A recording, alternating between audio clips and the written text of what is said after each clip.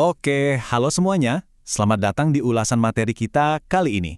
Coba deh bayangin, kamu baru aja buka email dan ada surat penerimaan resmi dari kampus impian kamu di Amerika Serikat. Wah, itu rasanya pasti luar biasa banget kan? Senengnya nggak karuan. Tapi, begitu euforianya agak reda, biasanya realitas birokrasi mulai menyapa. Jujur aja, ngurus dokumen tuh emang kadang bikin pusing. Nah, fokus utama kita kali ini adalah si kunci utamanya, yaitu US Student Visa alias visa pelajar Amerika. Tanpa ini ya kamu nggak bisa berangkat. Kedengarannya ribet sih, tapi tenang aja. Kita bakal bedah tuntas semuanya di sini. Yuk, langsung aja kita bahas biar semuanya jadi super jelas. Di ulasan kali ini, kita punya 4 poin utama. Pertama, kita bakal kenalan sama 3 jenis visa pelajar AS. Terus, kita bahas syarat dokumen dan bukti dananya. Ketiga, langkah-langkah praktis ngajuin visanya. Dan yang terakhir, kenapa terjemahan dokumen yang akurat itu penting banget. Kita masuk ke bagian pertama ya, 3 jenis visa pelajar AS. Sebelum kamu ngumpulin dokumen macam-macam, pastikan dulu kamu tahu mau pakai visa yang mana. Nah, jalur yang kamu pilih itu benar-benar tergantung sama tujuan studi kamu. Coba kita bandingin dua ini. Di satu sisi, ada visa F1. Ini buat kamu yang mau studi akademik penuh waktu. Misalnya, mau kuliah di universitas, college, atau bahkan sekolah bahasa. Tapi, kalau tujuan kamu bukan akademik, melainkan lebih ke vokasi atau keahlian praktis, seperti sekolah teknik atau sekolah penerbangan, maka yang kamu butuhin adalah visa M1. Simpelnya gini, F1 untuk akademik, M1 untuk vokasi. Jelas banget kan bedanya? Terus, apa sih kesamaan dari F1 dan M1 ini? Dua-duanya butuh yang namanya SEVP. Kedengarannya kayak singkatan birokrasi yang berat ya. Padahal aslinya simple banget. SEVP itu singkatan dari Student and Exchange Visitor Program. Intinya, ini cuma sertifikasi wajib yang harus dikantongin sama kampus atau sekolah kamu di Amerika. Selama sekolah kamu udah punya sertifikat SEVP ini, kamu udah di jalur yang aman. Jadi pastiin buat ngecek status ini ke pihak sekolah dari jauh-jauh hari ya. Tapi tunggu dulu. Gimana kalau kamu nggak daftar kuliah secara mandiri? Misalnya kamu ikut program pertukaran pelajar. Nah, kenalin nih kategori ketiga kita, visa J1. Visa yang satu ini emang dirancang khusus buat peserta pertukaran. Bisa untuk mahasiswa, peneliti, trainee, atau bahkan au pair. Bedanya apa sih sama F1 atau M1? Kunci utamanya ada di sponsor. Kalau pakai J1, kamu wajib banget punya sponsor program resmi.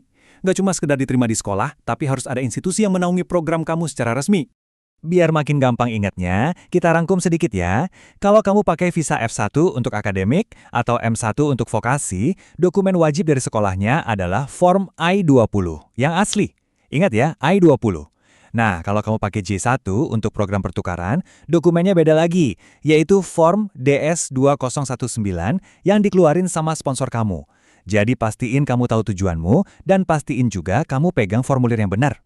Oke, kita lanjut ke bagian kedua, syarat dokumen dan bukti dana. Ini tuh ibarat aturan emas buat semua pelamar, nggak peduli jenis visa apa yang kamu ajuin. Mari kita bahas dokumen dasar yang wajib banget kamu siapin. Nggak usah dibikin pusing, anggap aja ini kayak checklist sederhana. Pertama, kamu harus ngisi formulir DS-160 secara online. Terus, paspor kamu harus valid, dan siapkan foto terbaru yang ukurannya sesuai standar. Oh ya, ada satu lagi nih yang sering banget kelewat, yaitu komitmen tegas buat balik ke negara asal setelah lulus nanti. Ini krusial banget loh. Kamu harus bisa meyakinkan petugas kedutaan kalau kamu itu nggak ada niat buat menetap secara ilegal di Amerika setelah kuliah selesai. Dokumen selanjutnya berkaitan dengan biaya SEVIS I-901. Ini tuh biaya wajib buat sistem informasi pelajar asing di sana. Dan resi pembayarannya wajib kamu bawa. Tapi, nah ini ada info menarik, khusus buat kamu yang ngajuin visa J1. Sebelum buru-buru transfer, coba deh cek dulu ke sponsor kamu. Sering banget loh, sponsor program pertukaran tuh udah nutupin atau ngebebasin biaya SEVIS ini. Lumayan banget kan buat hemat budget? Pastinya, kuliah dan hidup di Amerika itu butuh biaya kan? Dan pihak kedutaan pengen mastiin kamu nggak bakal luntang-luntang di sana. Makanya, kamu wajib nunjukin bukti pendanaan yang valid. Ini buat ngebuktiin, kamu bisa bayar biaya kuliah dan biaya hidup minimal untuk tahun pertama lah. Bentuknya bisa macam-macam kok. Bisa pakai rekening koran pribadi atau keluarga, bisa pakai surat sponsor, atau kalau kamu awardee, pakai aja surat keterangan beasiswa. Yang paling penting, angka yang ada di dokumen itu masuk akal dan matching sama estimasi biaya di Form E20 atau DS-2019 kamu. Sekarang kita masuk ke bagian ketiga, langkah praktis pengajuan visa. Yuk kita ubah persiapan tadi jadi aksi nyata dengan timeline yang gampang banget buat diikutin. Kita mulai dari fase pertama, yaitu fase online dan pembayaran. Langkah pertama, pastikan kamu udah pegang Phone E20 atau DS 2019. Kedua, bayar biaya service I-901 tadi. Ketiga, buka website CEAC. Keempat, isi formulir DS-160 kamu. Nah, di sini kamu harus super teliti ya, karena kamu juga bakal milih lokasi wawancara.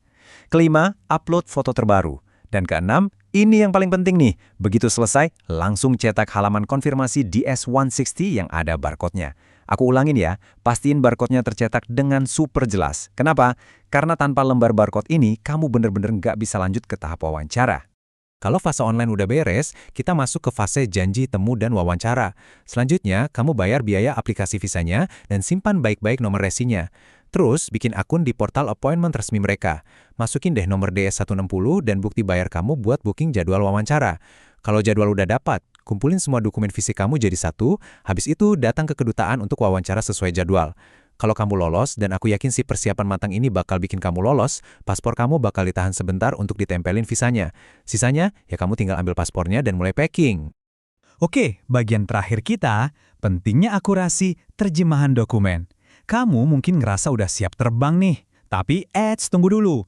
Jangan sampai kamu tersandung di rintangan terakhir ini. Coba deh, pikirin sebentar. Kamu udah pegang letter of acceptance, dana juga aman, bahkan udah ngabisin waktu berjam-jam buat ngisi form online. Tapi pas hari wawancara, tiba-tiba aplikasinya ditolak atau ditahan. Kira-kira apa sih satu hal sepele yang paling sering bikin prosesnya mandek? Jawabannya adalah terjemahan dokumen yang keliru. Banyak banget pelamar yang nggak sadar kalau dokumen pendukung berbahasa Indonesia, kayak ijazah, transkrip nilai, akta kelahiran, atau dokumen bank, itu wajib diterjemahin ke bahasa Inggris. Dan please, jangan cuma pakai aplikasi translate gratisan di internet. Kesalahan kecil aja di tata bahasa atau formatnya, itu bisa bikin pihak kedutaan ragu sama keaslian dokumen kamu. Akibatnya, proses visa kamu bisa benar-benar berhenti total, padahal langkah-langkah sebelumnya udah perfect banget. Biar kamu nggak ngalamin mimpi buruk birokrasi ini, sumber kita ngasih saran yang spot on banget. Pakai jasa profesional itu hukumnya wajib. Kenapa? Karena kedutaan itu cuma mau nerima dokumen dari penerjemah tersumpah. Mereka ini profesional bersertifikat. Jadi terjemahannya nggak cuma cepat, tapi akurasi legalnya juga diakui penuh sama kedutaan. Serius deh, seperti kata sumber materi kita nih, solusi kayak pro penerjemah itu penting banget buat mastiin kualitas terjemahanmu. Jangan sampai masa depan pendidikan kamu dipertaruhkan cuma gara-gara terjemahan dokumen yang asal-asalan ya. Jadi, setelah bahas panjang lebar, coba deh sekarang kamu cek lagi tumpukan dokumenmu. Pertanyaan terpentingnya, kamu udah benar-benar yakin belum kalau semuanya udah diterjemahkan secara legal dan sempurna? Jangan sampai impian kamu ke Amerika kandas cuma gara-gara selembar kertas yang salah translate. Pastikan kamu milih jenis visa yang tepat, siapkan bukti dananya, ikuti step-by-step aplikasinya dengan teliti, dan pastinya pakai jasa penerjemah tersumpah. Cek lagi setiap lembarnya, dan persiaplah buat naklukin wawancara visa kamu. Semoga sukses!